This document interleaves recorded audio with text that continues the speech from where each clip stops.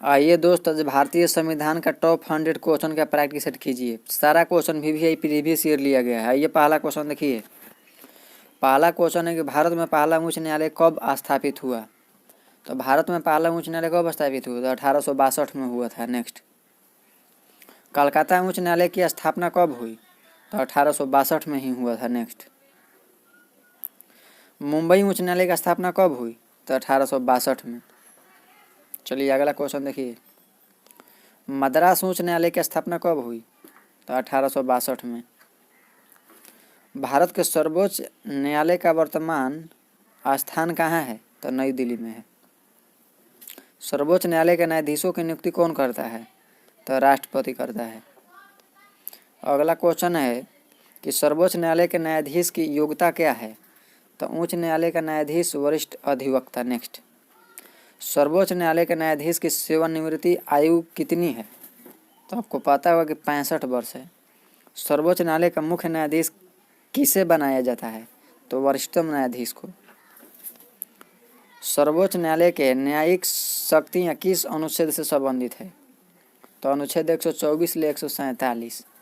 Next, सर्वोच्च न्यायालय का मूल अधिकार क्षेत्र किससे संबंधित है? तो संघ राज्य विवाद।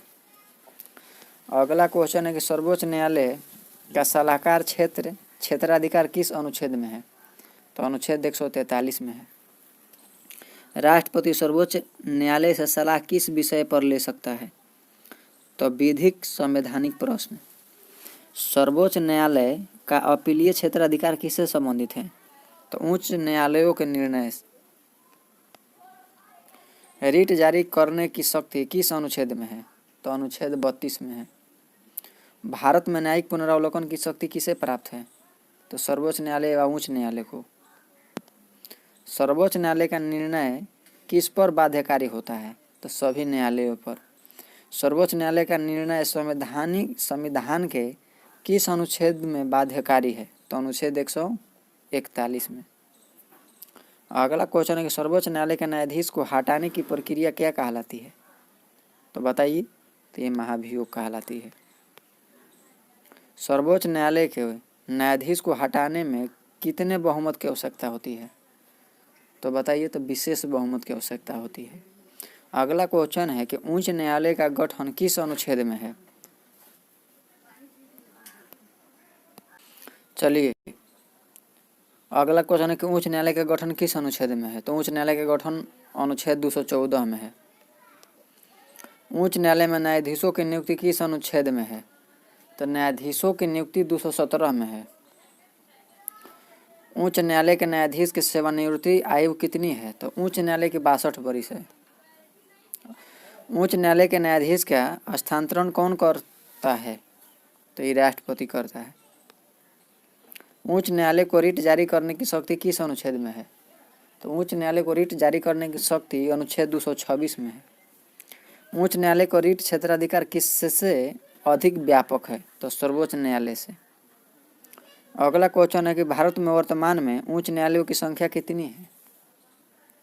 तो 25 है। भारत में सबसे पुराना उच्च न्यायालय कौन सा है? तो कलकत्ता उच्च न्यायालय। उच्च न्यायालय के न्यायाधीश को हटाने की प्रक्रिया कैसी है? तो सर्वोच्च न्यायालय के समान है। जिला न्यायालय का प्रमुख कौन होता है? तो जिला न्यायाधीश। जिला न्यायाधीश की नियुक्ति कौन करता है? तो राज्यपाल करता है। जिला न्यायाधीश की नियुक्ति में किससे परामर्श लिया जाता है? तो उच्च न्यायालय से। जिला न्यायपालिका का उल्लेख किस भाग में है? तो जिला न्यायपालिका का उल्लेख भाग 6 में है। चलिए नेक्स्ट, अधीनस्थ न्यायालयों का उल्लेख किस अनुच्छेद में है? तो 233 ले 237 में है। न्यायिक सेवा का गठन कौन करता है? तो राज्य सरकार करता है। लोक अभियोजक की नियुक्ति कौन करता है? तो राज्य सरकार। ग्राम न्यायालय की स्थापना किस अनुच्छेद से हुई है? तो ग्राम न्यायालय। अगला क्वेश्चन है कि ग्राम न्यायालय की स्थापना किस अधिनियम से हुई है? तो ग्राम न्यायालय अधिनियम 2008। लोक अदालत का संवैधानिक आधार किस अनुच्छेद में है? तो अनुच्छेद 39 के ए में है। वैकल्पिक विवाद समाधान एडीआर का उद्देश्य क्या है? तो त्वरित न्याय है।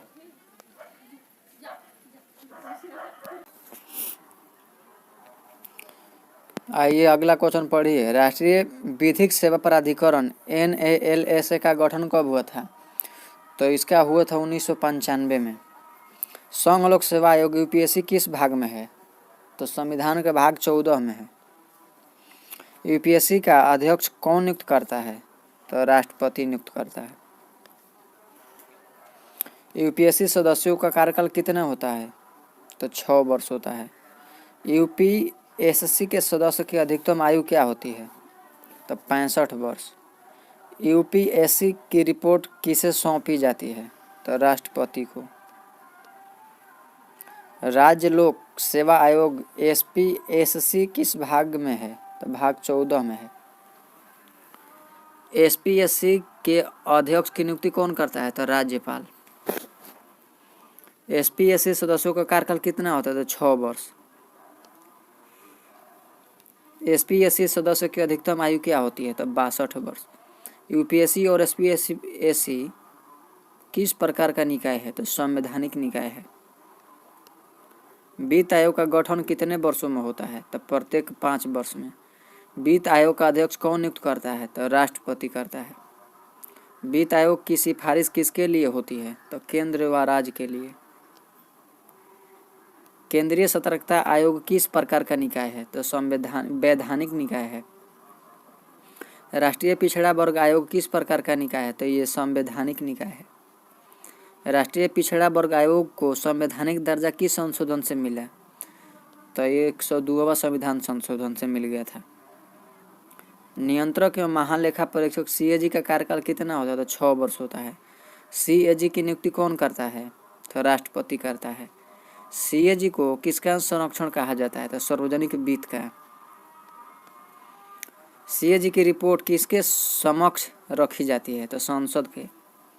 चुनाव आयोग का गठन किस अनुच्छेद में है? तो अनुच्छेद 324। मुख्य चुनाव आयुक्त की नियुक्ति कौन करता है? तो राष्ट्रपति। मुख्य चुनाव आयुक्त का कार्यकाल कितना होता है? तो 6 वर्ष या 65 की आयु, जो पहले पूरा हो जाए।